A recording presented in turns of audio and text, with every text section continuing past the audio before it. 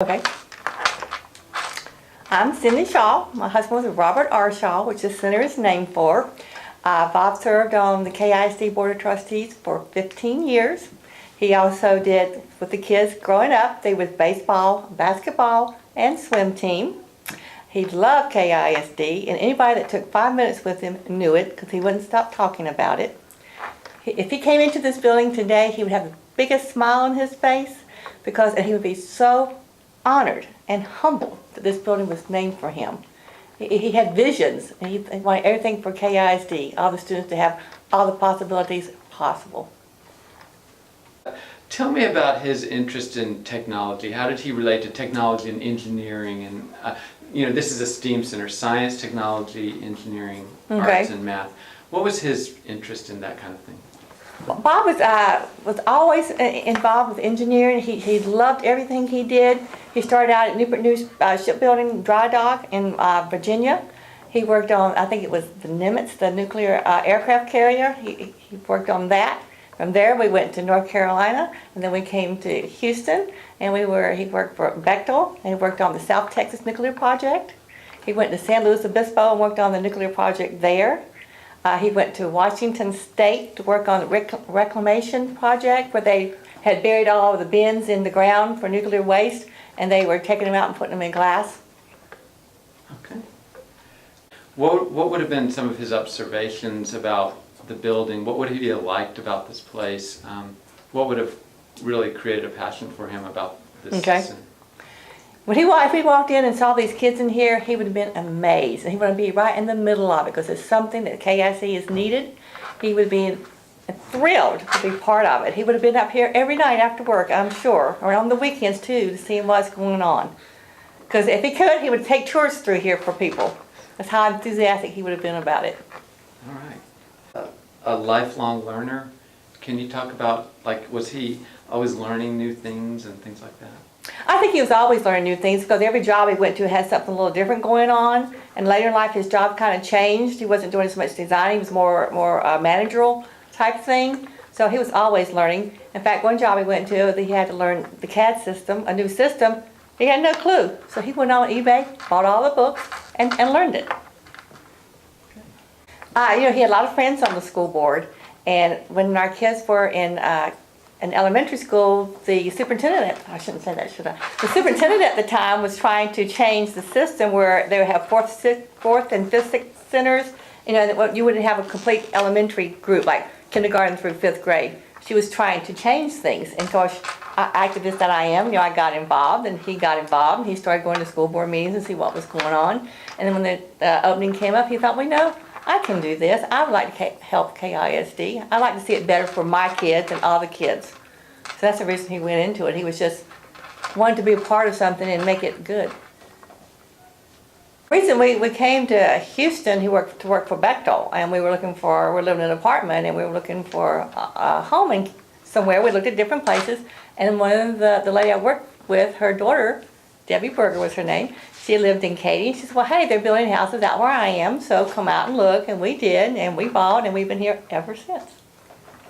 And we watched it go from nothing to outrageous. Yeah, that's right. I like that. Okay. I believe that the schools in KISD are better for my grandkids that are coming through. I have I have two right now in Katy, and I'm getting ready to have a third one. And I think the schools are so much better because Bob saw a vision for the district. He wanted the best quality teachers, the best advancement for the kids, and advancements for all kids, not just one group of kids. He wanted it for everybody to have a niche, to be able to do something. The standard, introduce yourself and your relation to your dad, of course. Okay, my name is Jeff Shaw. I'm Robert Shaw's son. 29 years old. Live here in Katy with my wife Ashley and our two kids. Third on the way. I'm a mechanical engineer, and yeah, that's it. Okay. Okay. Well, growing up with my dad, he was always very. You could tell he was an engineer. He had the knack, so what people call it. always trying to explain how things worked so that we'd have a better understanding. And one of the things that actually, growing up, he actually made custom golf clubs for people. So, you know, he had a little workshop in the garage. So we'd go out there, we'd cut shafts and measure angles and things of that nature. All around us there was, you know, the curiosity of how things worked and how, you know, using your hands, building things. So, What would he think when he walked in here and saw yeah, this? Right, so definitely growing up, you know, being out in the garage working with them, I definitely see parallels to the, you know, the bays that are here.